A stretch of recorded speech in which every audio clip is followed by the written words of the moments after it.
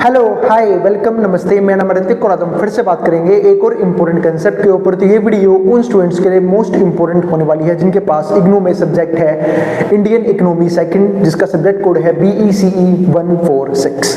तो चलिए शुरू करते हैं आज की वीडियो को, जहां पे आज हम बात करने वाले हैं FDI क्या होता है और FDI की पॉलिसीज के बारे में डिस्कस करेंगे आज की वीडियो के अंदर। और इस कंप्लीट सीरीज के नोट्स भी ऑलरेडी प्रिपेयर हो चुके हैं with important question answer PDF। जिन बच्चों को नोट्स परचेज करने हैं वो इस नंबर पर चाहे 9667836336 पे व्हाट्सएप पे नोट्स भी ले सकते हैं। तो सबसे पहले समझते हैं कि FDI यानी कि फॉरेन डायरेक्ट इन्वेस्टमेंट होता क्या है। तो हम सब जानते हैं कि स्टार्टिंग स्टेज में जब हम इंडिया की बात करते हैं तो इंडिया एक आइसोलेट कंट्री थी जहां पे हम जो है वो कोई भी ट्रेड नहीं करते थे फॉरेन कंट्री के साथ, ना तो इंपोर्ट ना एक्सपोर्ट, क्योंकि हमें अपनी इकोनॉमी जो है उसका बेस तैयार करना था, खुद अपने लिए जो है ना सारी चीज़ें बनानी थी, यानी कि जो भी गुड्स जो भी सर्विसेज जिनकी हमें जरूरत है वो हमें खुद क्रिएट करनी थी।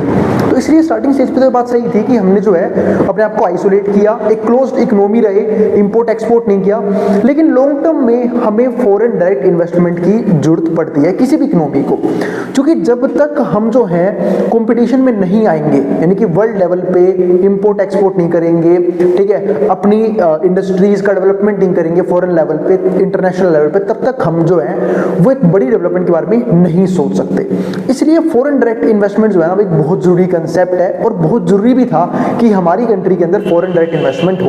यानी कि अब हमारी कंट्री की जब हम बात करते हैं इनकी इंडिया की, तो अब जानते हैं हम पॉपुलेशन में क्या है, सबसे ऊपर आ चुके हैं, ठीक है। और इंडिया की पॉपुलेशन हमेशा से ज्यादा रही है, भले ही लोग अलग अलग कारण देते हैं, लेकिन उसमें से एक मोस्ट इंपॉर्टेंट रीजन इंडिया की ज्योग्राफी भी है, क्योंकि हमारे वहां वो ज्योग्राफी है जो बाकी वर्ल्ड के किसी देश में नहीं मिलती है। हर तरह का सीजन, हर तरह का मौसम, एग्रीकल्चरल लैंड, फर्टाइल जमीन, ठीक है, सब कुछ हमें हमारे इंडिया के अंदर मिलता है और इतने ज्यादा रिसोर्सेज हैं जिनकी कोई भी कमी नहीं है, जिस चीज की वजह से जो बाकी कंट्रीज है ना, बाकी इकोनॉमी है, वो इंडिया में हमेशा इन्वेस्टमेंट करने की सोच रखती हैं अपना, कि इंडिया में आएंगी, यहाँ पे इन्वेस्टमेंट करेंगी, यहाँ पे रिसोर्सेज काफ़ी अवेलेबल है, ठीक है, लेबर चीप रेट पे अवेलेबल है, यानी कि यहाँ पे कोई भी इंडस्ट्रीज जो है वो इजीली डेवलप कर सकती है। दूसरी बात, कंज्यूमर्स बड़ी मात्रा में अवेलेबल है। और ये तो हो गई फॉरेनर्स की बात, की फॉरेनर्स जो है वो इंडिया में क्यों आना चाहते हैं, क्यों वो इंडिया में इन्वेस्टमेंट करना चाहते हैं, ठीक है। लेकिन हमारे भी कुछ फायदे हैं, यानी कि डोमेस्टिकली अगर फॉरेन डायरेक्ट इन्वेस्टमेंट हमारी कंट्री में आती है, यानी कि फॉरेन इन्वेस्टर्स हमारी कंट्री में आके फैक्ट्रीज इंडस्ट्रीज बनाते हैं, तो उसका बेनिफिट हमें भी मिलेगा। कैसे? एक तो फॉरेन कैपिटल का इनफ्लो होगा, फॉरेन कैपिटल आएगा हमारे पास। दूसरा हो सकता है नई टेक्नोलॉजी लेके आए, कैपिटल तो लेके आएंगे, नई टेक्नोलॉजी भी लेके आए, तो इसका बेनिफिट हो सकता है। इसके अलावा जब वो हमारी कंट्री में आके बिजनेस डेवलप करेंगे, इंडस्ट्रीज डेवलप करेंगे, तो हमारे लोगों को क्या मिलेगी, इंप्लॉयमेंट मिलेगी, यानी कि लोग जो है उन्हें रोजगार मिलेगा। और जब रोजगार मिलेगा तो सिंपल सी बात है, पॉवर्टी एलिविएट होगी, लिविंग स्टैंडर्ड राइज करेगा, इकोनॉमिकली ग्रोथ तो करेंगे ही करेंगे। तो फॉरेन डायरेक्ट इन्वेस्टमेंट के बहुत सारे बेनिफिट हैं, सिर्फ डोमेस्टिक कंट्रीज को ही नहीं, फॉरेन कंट्रीज को भी जो इन्वेस्टमेंट करती आ रही है, अब उन्हें क्या बेनिफिट मिल रहा है, उन्हें एक्सपेंशन का मौका मिल रहा है। इसलिए आपने देखा होगा कि बहुत सारी MNCs जो है ना आजकल चलती हैं, मल्टीनेशनल कंपनीज जो हैं वो अवेलेबल हैं, वो अपना काम करती हैं। मतलब एक ही कंपनी जो एक ही डोमेस्टिक कंट्री की है, वो मल्टीपल जगह अपना बिजनेस एक्सपेंड करके बैठी है और मल्टीपल कंट्रीज के अंदर अपने बिजनेस को रन करती हैं, अपने गुड्स को, अपने प्रोडक्ट को, अपनी सर्विसेज को सेल कर रही होती हैं। तो ये सारे बेनिफिट हमें कहां देखने को मिलते हैं, फॉरेन डायरेक्ट इन्वेस्टमेंट के अंदर। अब समझते हैं आगे। तो FDI पॉलिसी की मैं बात करने वाला हूं आज की वीडियो में। तो FDI का बेसिक जो इंट्रोडक्शन था वो तो मैं कंप्लीट कर चुका हूं।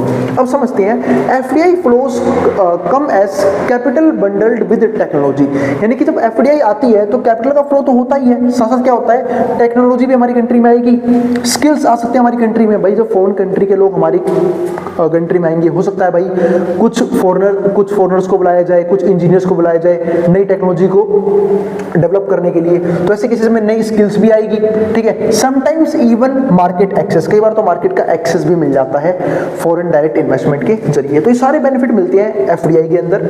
Most developing countries have a welcoming attitude toward MNCs, इसलिए देखा होगा आपने कि जो ज्यादातर कंट्री है, जो अच्छी कंट्रीज हैं, जो अच्छी इकोनॉमीज हैं, वो क्या सोचती है कि हमारे कंट्री में फॉरेन डायरेक्ट इन्वेस्टमेंट होनी चाहिए, MNCs FDI ये सब आना चाहिए हमारी कंट्री के अंदर, तभी तभी हमारी इकोनॉमी जो है वो और ज़्यादा बूस्ट कर पाएगी। तो इसलिए वो हमेशा वेलकम करते हैं एमएनसी यानी कि मल्टीनेशनल कंपनीज का और एफडीआई फॉरेन डायरेक्ट इन्वेस्टमेंट का, सिंस इट फोस्टर्स ग्रोथ, क्योंकि यहाँ पे हमें ग्रोथ का मौका भी दिखता है बाय इंक्रीजिंग कैपिटल एक्यूमुलेशन, और साथ साथ कैपिटल एक्यूमुलेशन भी होती है। टेक्नोलॉजी चेंज, उसका बेनिफिट ले सकते हैं कि मान लेते हैं कोई फॉरेन आया, एक नई टेक्नोलॉजी लेके आया, एडवांस टेक्नोलॉजी, तो वो मिल सकती है। इसके अलावा एफिशिएंसी और बीओपी यानी कि बैलेंस ऑफ पेमेंट इंप्रूवमेंट, तो ये सारे बेनिफिट जो है ना एक डोमेस्टिक इकोनॉमी को मिलते हैं। Improved access to world markets, यही नहीं एक्सेस मिलता है वर्ल्ड मार्केट का, help in release of resource constraints on investment, तो ये सारे बेनिफिट मिलते हैं किसके, बेनिफिट होते हैं किसके, एफडीआई पॉलिसी के। चलो अब समझते हैं कि जब मैं एफडीआई पॉलिसी की बात कर रहा हूं तो ऐसे कौन कौन से फेजेस हैं, ठीक है, जो एफडीआई की पॉलिसी में अच्छा खासा रोल प्ले करते हैं। तो इंडिया की एफडीआई पॉलिसी जो है ना वो 3 फेज के अंदर है। ए हमारे पास फर्स्ट फेज है जो कब चला, 1950 से लेके 1980। हम सब जानते हैं कि 1947 में इंडिया जो है वो आज़ाद हो गया था। उसके बाद हमने बहुत सारी इकोनॉमिक स्ट्रगल की, उस टाइम के लोगों ने बहुत सारी इकोनॉमिक स्ट्रगल झेली, ठीक है, क्योंकि कोई भी सेक्टर प्राइमरी को छोड़ के ना सेकेंडरी टर्शियरी कोई भी डेवलप नहीं था। सबके सब लोग जो हैं वो कहीं ना कहीं क्या थे, प्राइमरी सेक्टर पे ही क्या थे, डिपेंडेंट थे, इनकी खेती बाड़ी पे ही डिपेंडेंट थे। तो ऐसे केसेस में ज़रूरी था कि हमारे देश में सेकेंडरी सेक्टर यानी कि इंडस्ट्रीज का डेवलपमेंट हो, टर्सरी सेक्टर यानी कि सर्विस सेक्टर का क्या हो, डेवलपमेंट हो, दोनों ही बहुत ज़रूरी थे। तो पहला जो फेज़ आया ना एफडीआई पॉलिसी का वो आया 1950 से लेकर 1980 तक, यानी कि 30 साल, स्टार्टिंग के 3 डिकेड्स। चूंकि 47 से लेकर 50 तक तो हमारा टाइम लग गया कॉन्स्टिट्यूशन बनने में, संविधान बनने में हमारे 3 साल लग गए, ठीक है। अब एग्जैक्ट नहीं था ये, ठीक है, कहीं बोले, कहीं जने कमेंट करके भैया 2 साल 11 महीने लगे थे ना, हाँ ठीक है, तो वो मैंने एक अप्रोक्सीमेट टाइम दिया है। तो 1950 से लेके 1980 तक हमें क्या हो गया, यहाँ पे हमारे पास एक पॉलिसी लगाई गई, फर्स्ट फेज एफडीआई पॉलिसी। तो there shall be no discrimination, यानी कि यहाँ पे कोई भी डिस्क्रिमिनेशन नहीं होना चाहिए between Indian and foreign undertakings, यानी कि इंडिया की जो कंपनीज हैं और जो फॉरेन की कंपनीज हैं उनमें कोई भी भेदभाव नहीं होना चाहिए, वरना होगा तो जो फॉरेनर्स हैं वो अपने बिजनेस को डेवलप ही नहीं करेंगे। यानी कि किसी भी तरह का ऐसा कुछ नहीं होना चाहिए कि फॉरेनर्स को ये लगे कि भाई ये लोग तो हमें गैर मानते हैं या फिर हमें पूरी परमिशन नहीं मिल रही बिजनेस करने की, बहुत सारी रुकावटें पैदा कर रहे हैं हमारे लिए, ये सब चीजें क्या होनी चाहिए, नहीं होनी चाहिए। तो इसलिए इंडियन और जो फॉरेन अंडरटेकिंग्स है उसमें कोई भी डिस्क्रिमिनेशन नहीं होना चाहिए। दूसरा पॉइंट इस पॉलिसी क्या था, इस फेज का क्या था, facilities will be given to foreign investors, यानी कि जो भी फॉरेन इन्वेस्टर्स हैं उन्हें प्रॉपर फैसिलिटीज मिलनी चाहिए फॉर रेमिटेंसेस ऑफ प्रॉफिट, और जो भी प्रॉफिट वगैरह है सब अच्छे से मिलना चाहिए। तीसरा, due compensation will be paid in case of foreign undertaking is nationalised, अगर इंडिया ने कोई भी फॉरेन कंपनी नेशनलाइज्ड करी है, ठीक है, तो उसके लिए जो भी कंपनसेशन पे करना होगा वो इंडिया पे करेगी। तो ये 3 इंपॉर्टेंट पॉइंट थे इस पॉलिसी के अकॉर्डिंग, इस फेज के अकॉर्डिंग, जो 1950 से लेकर 1980 तक चला। क्योंकि यहाँ पे जो है ना हमारी कंट्री जो है वो मैक्सिमम आइसोलेशन फॉलो कर रही थी, एक क्लोज्ड इकोनॉमी थी, ज्यादा फॉरेन ट्रेड पे ध्यान नहीं दे रही थी, ना ही इंपोर्ट एक्सपोर्ट ज्यादा फोकस कर रही थी। अब धीरे धीरे हमारी जो इकोनॉमी है ना वो लिबरलाइज होनी शुरू होगी।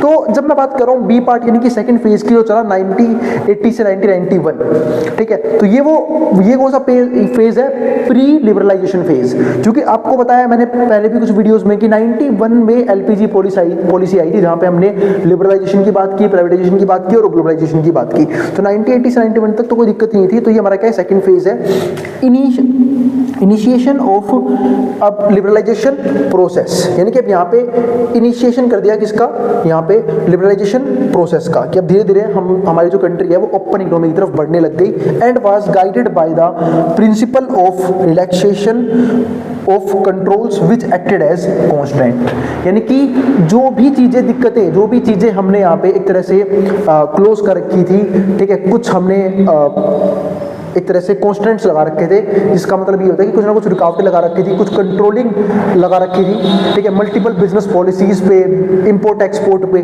उन सब चीज़ों पे धीरे धीरे गवर्नमेंट ने अपना कंट्रोल हल्का कर दिया, कंट्रोल करना कम कर दिया। यानी कि जो भी बाधाएं थी फॉरेन ट्रेड के बीच में, धीरे धीरे गवर्नमेंट ने खुद वो चीज़ें रेगुलेट करनी शुरू की और धीरे धीरे अपना कंट्रोल वापस लेना शुरू कर दिया, कम करना शुरू कर दिया। तो जिसके जरिए क्या हुआ कि अब यहाँ से ना कहीं जो इंपोर्ट एक्सपोर्ट फॉरेन ट्रेड है वो चालू होना करना शुरू हो जाएगा। तो the approach of industrial policy so the D licensing of industry, जो अप्रोच है इंडस्ट्रियल पॉलिसी की जो भी अप्रोच है, उन्होंने यहाँ पे क्या लिखा, डी लाइसेंसिंग ऑफ इंडस्ट्री क्या हो गई, यहाँ पे डी लाइसेंस हो गई, and scrapping of 1969 MITP act. एक चीज का यहाँ पे जरूर ध्यान रखना, वो क्या कि गवर्नमेंट यहाँ पे टेक्नोलॉजी को पूरी तरीके से छूट नहीं दे रही थी सेकंड फेज के अंदर भी। क्योंकि गवर्नमेंट ने क्या बोला कि जो टेक्नोलॉजी के बिना काम नहीं चलेगा, सिर्फ हम वही टेक्नोलॉजी अडॉप्ट करेंगे, बाकी टेक्नोलॉजी हम अडॉप्ट नहीं करेंगे। आज ही हमारी गवर्नमेंट ये रूल फॉलो करती है। क्यों? क्योंकि आप सबको पता है कि जब हम इकोनॉमी की बात करते हैं, माइक्रो इकोनॉमिक्स में एक रूल होता था, ठीक है, कि कुछ प्रॉब्लम्स होती हैं सेंट्रल इकोनॉमी की, जैसे what to produce, how to produce and for whom to produce, ठीक है। अब ये हाउ टू प्रोड्यूस में क्या आता है, मेथड, यानी कि टेक्निक की प्रोडक्शन कैसे करनी चाहिए, कैपिटल इंटेंसिव मेथड या labour intensive method. Capital intensive method का मतलब क्या होता है कि हम मशीन्स टेक्नोलॉजी ज्यादा यूज करेंगे, लेबर कम यूज करेंगे। लेकिन इंडिया के लिए ये चीज खतरनाक साबित होती है। क्यों? क्योंकि इंडिया की पॉपुलेशन क्या है, बहुत ज्यादा, और अगर हम कैपिटल ज्यादा यूज करेंगे और लेबर कम यूज करेंगे तो लोग और ज्यादा बेरोजगार रह जाएंगे। इसलिए जब हम सेकंड फेज की बात करें तो ये चीज जरूर ध्यान रखना, यहाँ पे हम उन्हीं टेक्नोलॉजी को अडॉप्ट कर रहे हैं जिनके बिना काम नहीं चलेगा, या फिर ऐसी जगह पे टेक्नोलॉजी यूज कर रहे हैं जहां पे बहुत जरूरी है टेक्नोलॉजी यूज करना, ठीक है। यानी कि टेक्नोलॉजी का यूज जो है ना वो प्रोहिबिटेड था, यानी कि लोग जो है वो टेक्नोलॉजी ज्यादा यूज नहीं कर पा रहे थे, फॉरेनर्स भी टेक्नोलॉजी इंडिया में यूज नहीं कर पा रहे थे, क्योंकि हम लेबर इंटेंसिव टेक्निक फॉलो करते हैं। क्योंकि हम फॉरेन इन्वेस्टर्स को अपनी कंट्री में आने ही देते हैं ताकि वो हमारे वहां आए, इंप्लॉयमेंट जनरेट करें। अगर वो सारा काम मशीनों से करवाएंगे, इंप्लॉयमेंट जनरेट नहीं होगी, फिर तो पहले ही गरीबी बहुत ज्यादा है हमारी कंट्री में, पहले ही अनइम्प्लॉयमेंट बहुत ज्यादा है, फिर तो फायदा नहीं उन कंट्री की बिजनेस के इंडिया में आने का। तो इसलिए यहाँ पे चीज ध्यान रखना कि सेकंड फेज में इंडस्ट्रीज के अंदर जो है वो टेक्नोलॉजी कम से कम यूज हो रही थी, लेबर ज्यादा यूज हो रही थी, और आज भी हमारी कंट्री जो है वो लेबर इंटेंसिव टेक्निक फॉलो करती है ज्यादातर, यानी कैपिटल से ज्यादा लेबर यूज करने में प्रेफर करती है, क्योंकि ताकि लोगों को एम्प्लॉयमेंट जनरेट करके दी जाए। और इसके बाद सी पार्ट क्या आता है, थर्ड फेज, काफी इंपॉर्टेंट फेज बोलते हैं इसे, जिसको हम क्या बोलते हैं 1991 का टाइम, यानी कि वो टाइम जब LPG policy, liberalisation, privatisation, globalisation आ चुकी थी।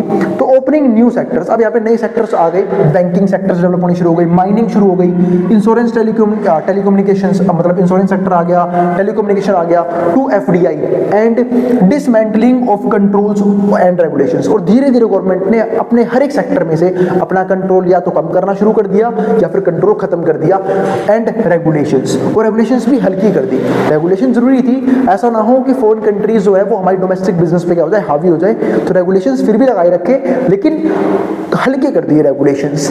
The government allowed huge concessions, government ने बहुत ज्यादा कंसेशंस दिए और बहुत ज्यादा क्या दी, रिलैक्सेशंस दी कि आप आराम से आओ हमारी कंट्री के अंदर बिजनेस करो, हम आपको सारे रिसोर्सेज प्रोवाइड करेंगे, ठीक है, जिस भी चीज आपको नीड होगी वो प्रॉपर चीज मिलेगी। ट्रेड पॉलिसी इजी रखी जाएगी ताकि इंपोर्ट एक्सपोर्ट इजीली हो पाए। हर एक चीज गवर्नमेंट ने इस टाइम पीरियड में करके दी, जो भी वहां पे करना चाहिए था गवर्नमेंट को। अब इसके बाद क्या आता है हमारे पास पीरियड, इसके अलग फेज है, ध्यान रखना, पीरियड ऑफ 1991 से 1995, फिर post 1995 a series of more liberalising measures were taken. तो बहुत सारे स्टेप लिए गवर्नमेंट ने ताकि जो ट्रेड है वो बहुत ज्यादा इजी हो जाए, लिबरलाइज हो जाए हमारी इकोनॉमी। तो इसमें कुछ पॉइंट्स मैंने भी लिखे हैं। पहला पॉइंट क्या आता है, introduction of dual route of approval of FDI.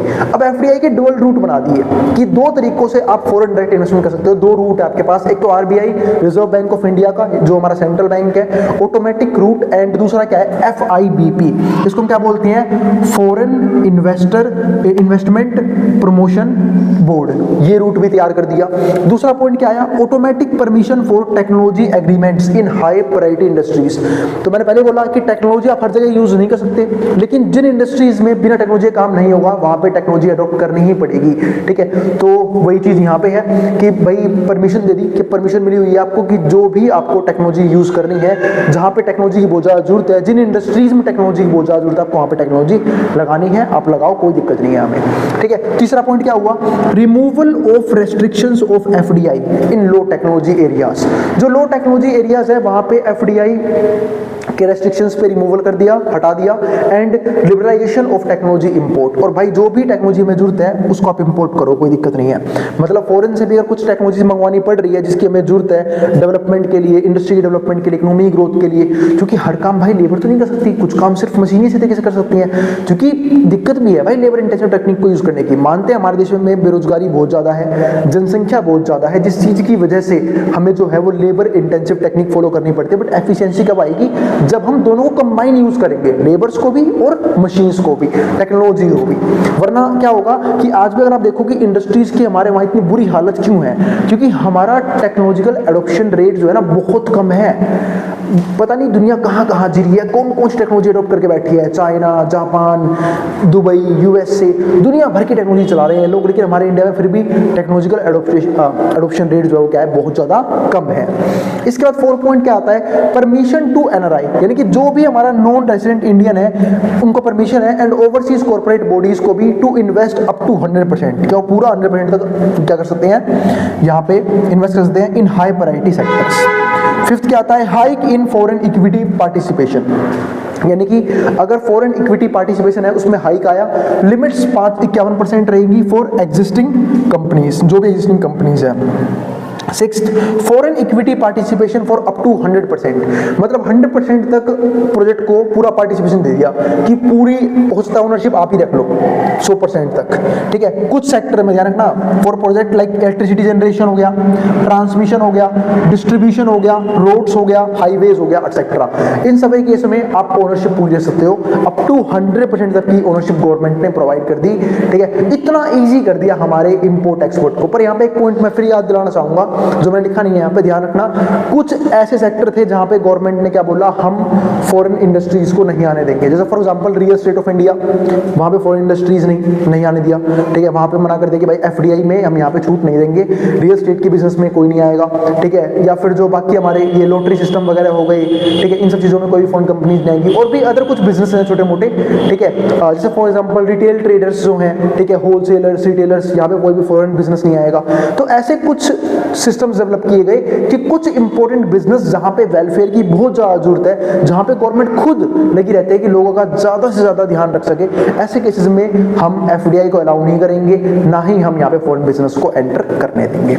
तो ये सब कुछ चीजें थी जो की गई किस टाइम पे हमारे पास एफडीआई पॉलिसी के अंदर। तो उम्मीद है आपको ये सारे टॉपिक समझ में आ गए हैं। अब मैं मिलूंगा अगली वीडियो में जहां पे हम बात करेंगे इसके नेक्स्ट कंसेप्ट के बारे में, जहां पे हम समझेंगे एफआईआई के बारे में तो डीप में थोड़ा सा, ठीक है, और रिलीजन वगैरह के बारे में समझेंगे, ठीक है, कि कैसे रीजन के अकॉर्डिंग चीजें की गई इकोनॉमी के अंदर, वो सब हम डिस्कस करेंगे आने वाली अगली वीडियो में, और वो होगा इस चैप्टर का आखिरी कंसेप्ट और आखिरी वीडियो।